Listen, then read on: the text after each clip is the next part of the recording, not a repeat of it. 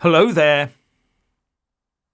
Some of us were too frightened to even dare to dream it, but the Brits are finally waking up, and the reclaiming of Britain has begun.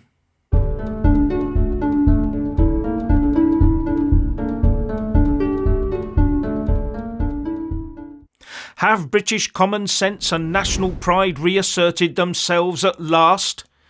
After years, even decades of assaults on our culture from both without and within, through weak government and mass immigration, are we now witnessing the turning of the tide?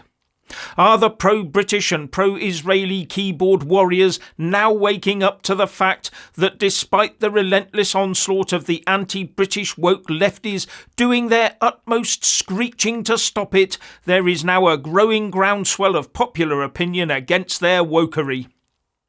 And there is a danger that this could become a very angry groundswell of popular opinion, especially if the establishment is seen to handle any pro-British sentiment in its usual manner. The ordinary people have had their fill of pronouns. They've had their fill of the pro-Hamas marchers who hide behind their masks. They're fed up with being told what to eat and what to drink. The endless inward migration. Tired of attacks on our heritage, the toppling of statues and renaming of every house and street so as to not offend. They're fed up with the raucous claims that we must pay billions in reparations for things we ourselves never did.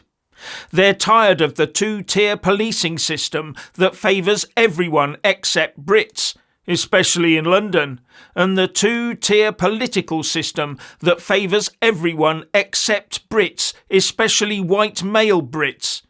And net zero, of course, which will cost each and every family a fortune over the next few decades and more, with the result that the energy they do have access to will be very rare and highly expensive.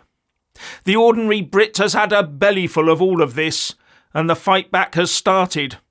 And part of that fight back is the resurgence of Christianity, with more and more prominent social media personalities either professing their faith or turning to Christ.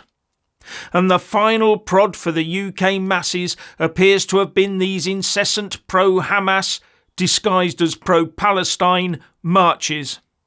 Especially when the pro-Hamas types like the BBC started to treat the death of the Iranian President Ebrahim Raisi as a tragedy. Now, I had heard that Raisi had a nickname, something like the Baker of Tehran, was it? No, it wasn't that. The Candlestick Maker of Tehran, maybe. No, it wasn't that either. Ah, yes, the Butcher of Tehran. Now I wonder why he had that epithet. Maybe he sold sumptuous sizzling pork sausages.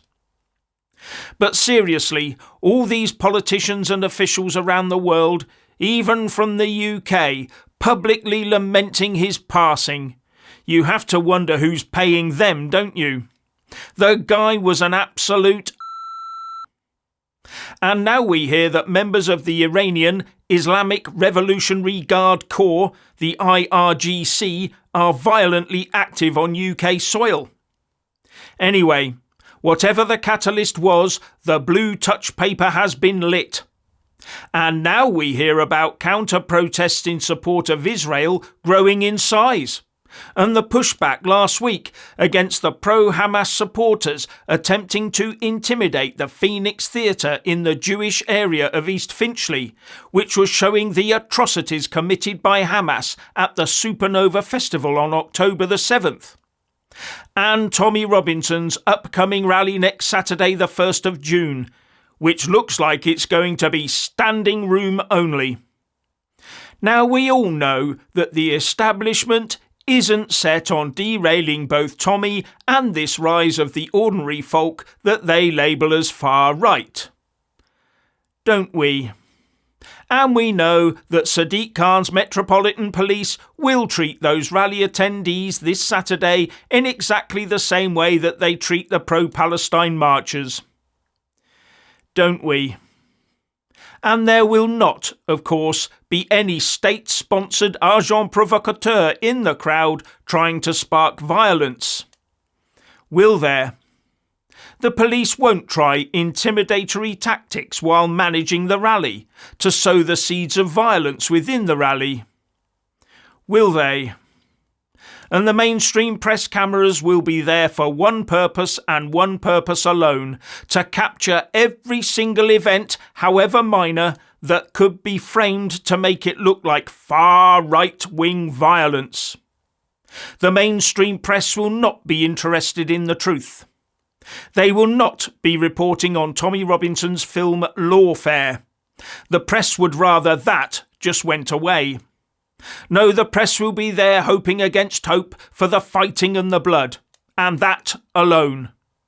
And, if none is available, they will be hoping that the authorities can engineer a bit of that for them. Or that some pro-Hamas supporters can set something off.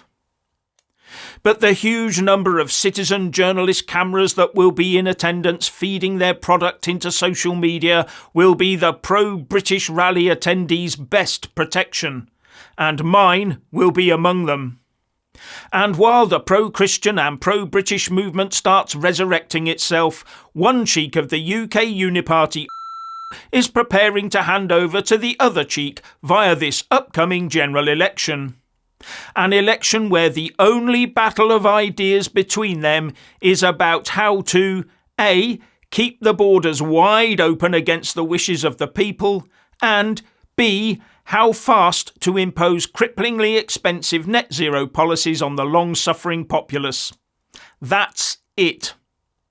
Although Rishi has gone out on a limb trying to promise something that sounds good, but something he knows he can never deliver on. And that is his idea of restarting national service. Now that has been welcomed by many. But what does it entail? Well, one of the over 700,000 18-year-olds in the country can either volunteer for one of the 30,000 12-month placements in the armed forces, or they can spend one weekend a month for a year assisting public sector bodies like the NHS or the police. But the Home Secretary says there will be no penalties for those that do not engage. So I have to wonder what the incentive would be. However, the truth is that it will never happen, because Rishi Sunak is going to be kicked out of office on July the 4th anyway, and Labour has already ruled out any national service scheme. But it's also coming out that just days ago the Tory government itself had already decided to ditch the thought of a return to national service because it would ruin morale and discipline. Sunak must be getting desperate. Now, Labour are also guilty of flying impossible kites to get us to vote for them. One of those kites being the formation of a sovereign wealth fund along the lines of the Norwegian model. And the Shadow Chancellor Rachel Reeves claims this sovereign wealth fund will be used to create good jobs and spread productivity in every part of the country. And my first question would be, where's the money coming from? Because anyone with any financial nous knows that if you have both debt and savings, the debt will always cost more to service than you earn from the savings. So any spare dosh you have should, in almost all cases, be used to pay the debt down. So instead of borrowing money to put into a sovereign wealth fund, because that's what would happen in reality, Labour should be paying down our growing £2.5 trillion hole of debt. But they will never do that, because it would mean cutting services and having no budget available for political legacies and the like. Something that could lead to a single-term only Labour government, or even less. So that's a non-starter. Too many people like their taxpayer-funded freebies. Well, actually, debt-funded freebies. So any UK sovereign wealth fund would be a sovereign wealth fund in name only. Sovereign wealth funds are only viable when the country has a national surplus and not a stonkingly huge national debt.